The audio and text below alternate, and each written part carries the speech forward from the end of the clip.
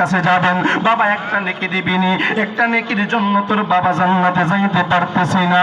সন্তান ডাকে দিয়া কইব, কে গো তোমারে আমি চিনি না, আমি তো দুনিয়ায় ছিলাম না। সন্তান, বিবি, ভাই, বন্ধু সবাই তোমারে আমারে পর করে দিবে। ওই কঠিন হাসরের ময়দানে তোমার আমার নবী আপন হয়ে যাবে। কথা কোন ঠিক কিনা? এই জন্য আমি সব সময় বলি, আরে কঠিন হাসরের দিনে আরে কে তোরাবে নদীবিনে গো।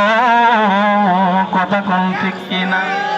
আরে কঠিন হাসরের দিনে দালান হাজির মানুষ আরে কে তোরাবে নদীবিনে গো।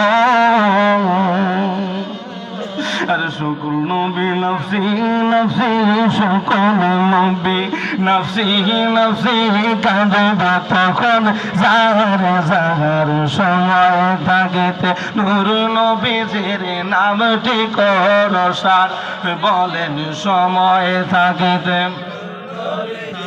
নামটি করসার মদনে দানের কালো মদনে